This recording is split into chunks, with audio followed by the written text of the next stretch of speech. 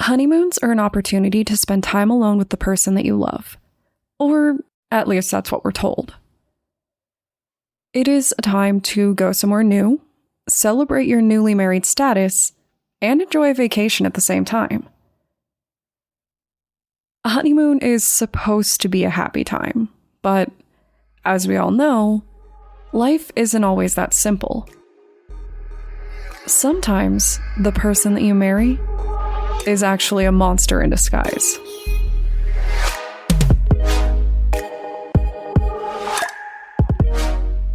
My name is Brienne, and I'm the host and creator of Among the Dirt and Trees, a show where we explore true crime cases that occur out in nature.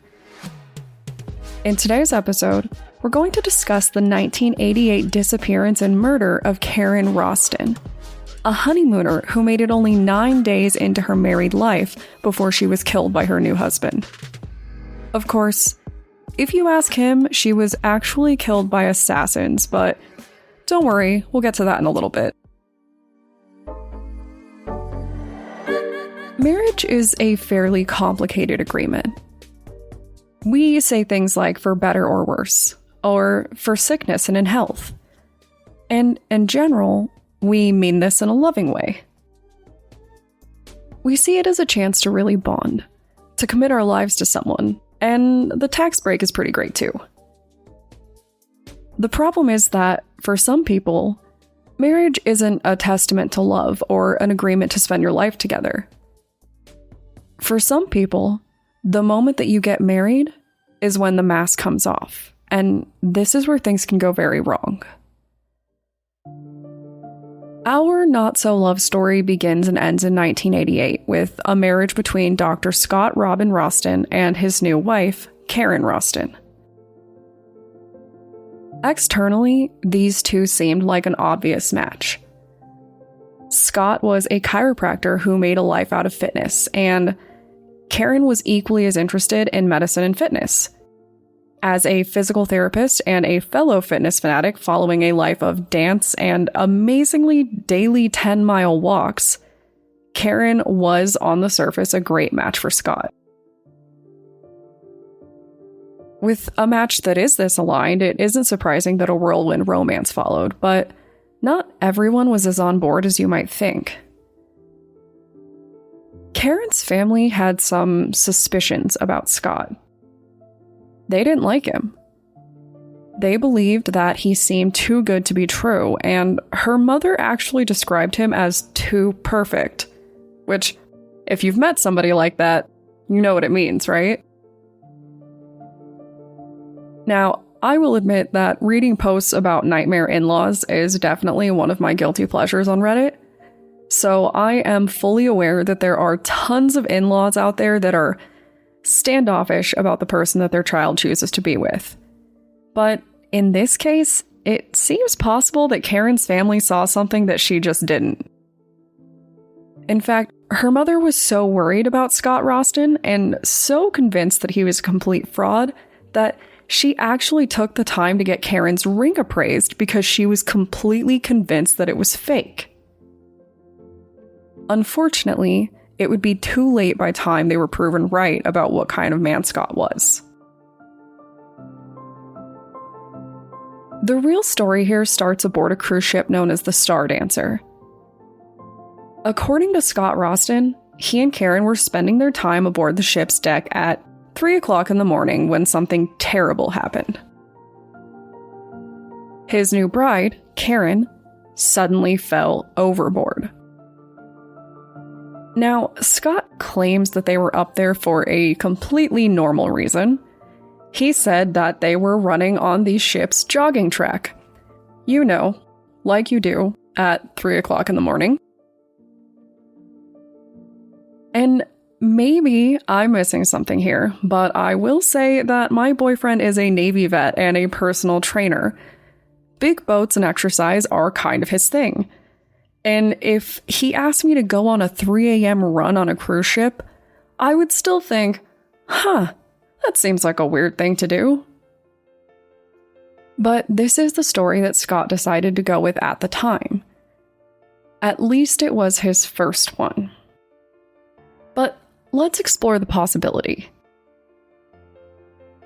In Scott's story, Karen was innocently enjoying her 3 a.m. run when a sudden gust of wind swept her overboard. In one version, Scott was completely unable to help. She was gone too soon. But then later his story changed. Suddenly, Karen was dangling over the edge of the ship, and he attempted to catch her and pull her up, but he just couldn't. And it was a terrible, terrible, terrible tragedy. Of course, the crew and eventually the Coast Guard would step up to dissect his story. They pointed out that where the ship was, about 20 miles out from San Diego, had perfectly clear weather that night. They said that they had a maximum recorded wind speed under 5 miles an hour, which isn't exactly toss a fully grown woman off a boat weather. And then they looked into it further. This spontaneous gust of wind must have really been something, because the railing where Karen fell was 3.5 feet tall. Now, I'm an inch taller than Karen, so I was curious where this would fall on me. And it came clear up to my chest, so I think this tells us a lot about how unrealistic this was. I'm pretty sure that I would struggle to launch myself over a railing that high, and I don't think that 5-mile-per-hour wind is really up to the task of it. And then there was some other concerning evidence. Scott Roston looked like he'd been attacked, which was an obvious point of interest for police, given the fact that his wife had disappeared. He had marks on his face and a pretty decent scratch. He made up this story about how he hit himself on something while trying to save her, but it was considered a lie because there was no evidence that it actually happened and they couldn't find his DNA where he claimed it should have been. So all of this obviously left police wondering, what really happened here? We've discussed cruise ship murders before and talked about just how terrifyingly effective they are. Most of the time, there isn't a body. And there's always a lot of confusion regarding who is responsible for investigating the crime. And maybe Scott Roston was counting on that. Maybe he thought that he was going to get away scot-free, as the kids say. Unfortunately, his plan was ruined when the Coast Guard made a chilling discovery. Later that afternoon, the Coast Guard discovered Karen's body. She hadn't slipped below the surface of the water like everybody suspected. Instead, her clothes filled with air, allowing her to float around along the surface until she was found. This fact by itself was a point of interest in the case because it actually confirmed something for police. It told them that Karen was unconscious when she hit the water. According to experts, if she was still alive, swimming would have forced the air out of her clothes. So if they had any suspicions about Scott's story, they only grew when medical professionals had a chance to look at the body. Karen suffered several clear injuries, and unless the ocean learned how to choke someone, or Ariel was feeling extra salty about not being able to walk on land, it certainly looked like someone attempted to kill her. And indirectly, they succeeded.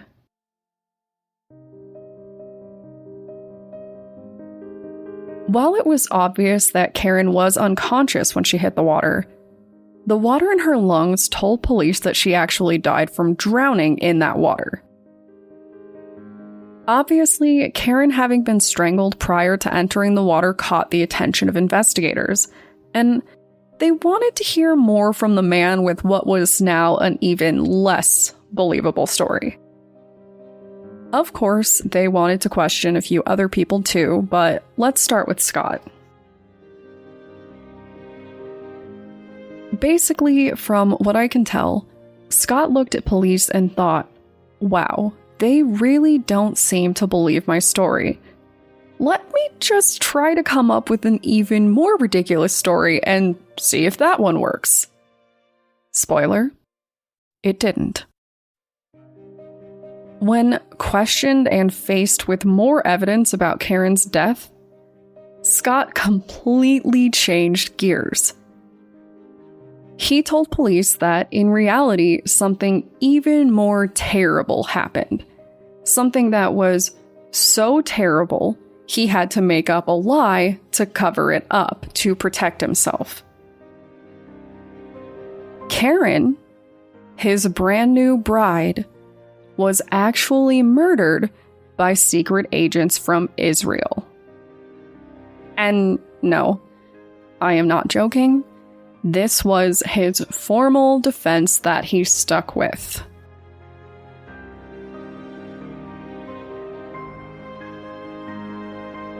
You know when a little kid lies, but they're really bad at it, and you have to half humor them while trying to catch them in the lie?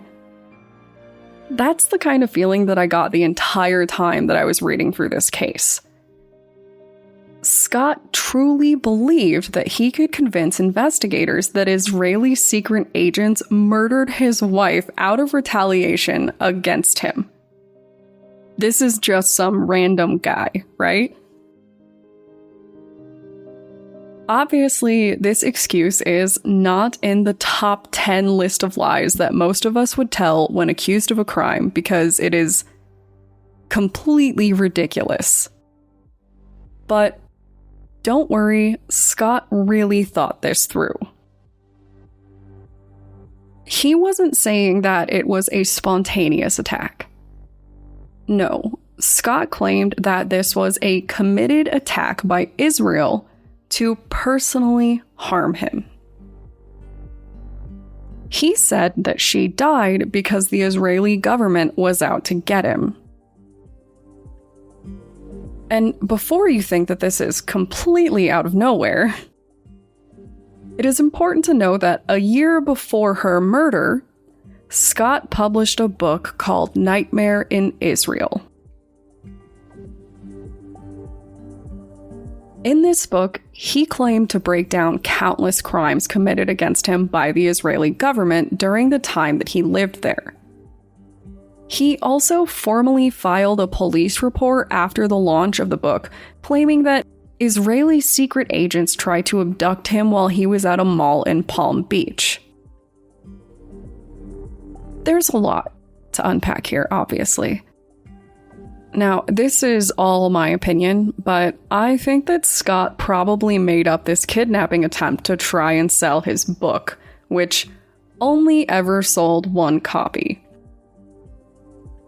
See, this book was not picked up by a publisher, and it was not destined for greatness by itself. Scott worked with Vantage Press to publish the book, which, if you didn't know, was the largest vanity press in the United States until it closed in 2012.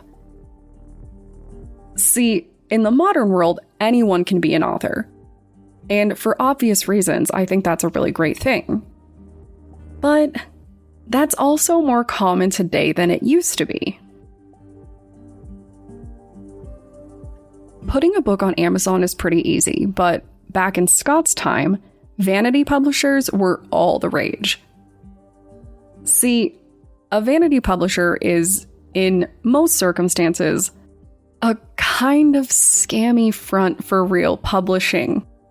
And they are notorious for scamming well-meaning authors out of a lot of money while promising them a successful book launch.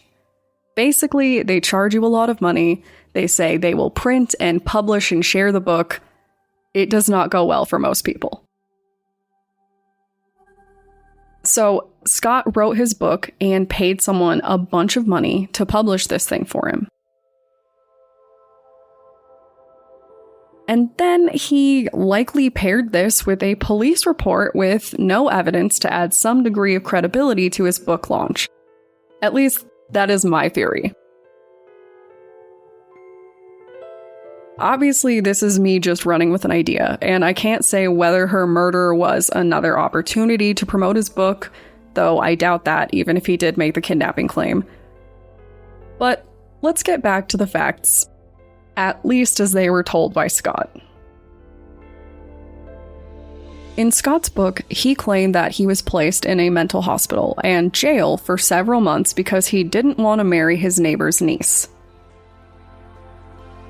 He said that when he declined to marry her, he was targeted and accused of attacking the family, which is how he ended up in prison.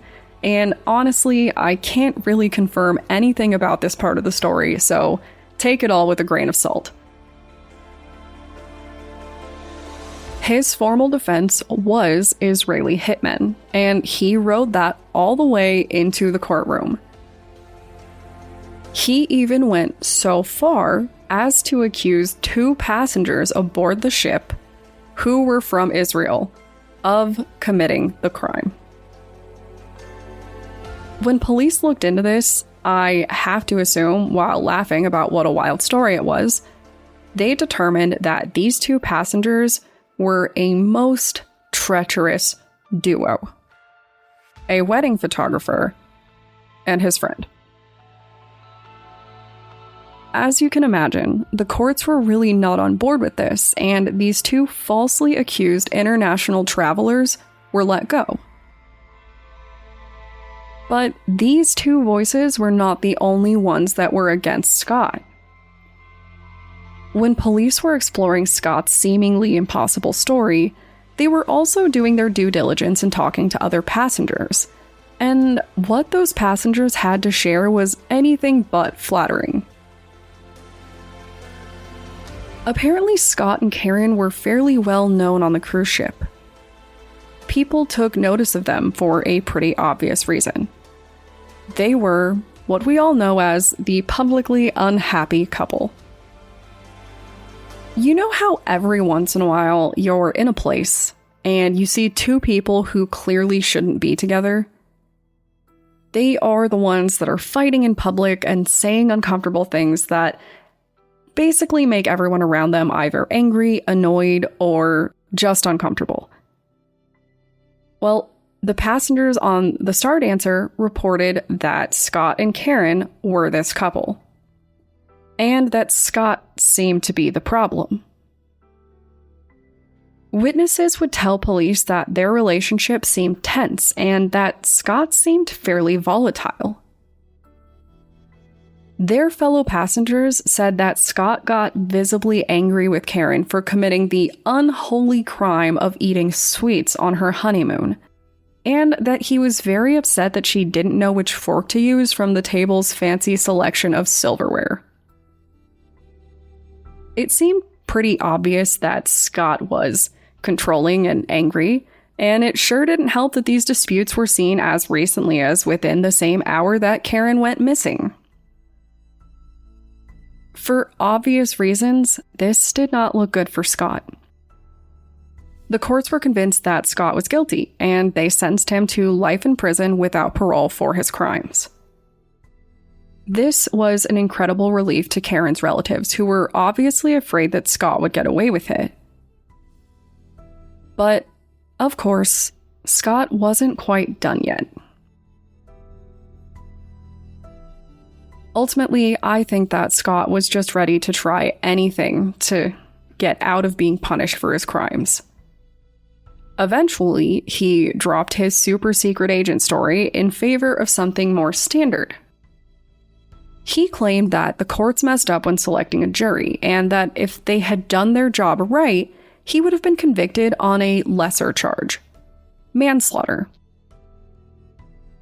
His argument for this was that you can be charged with manslaughter if there is sound evidence that someone made you do it or created the circumstances within which it could happen.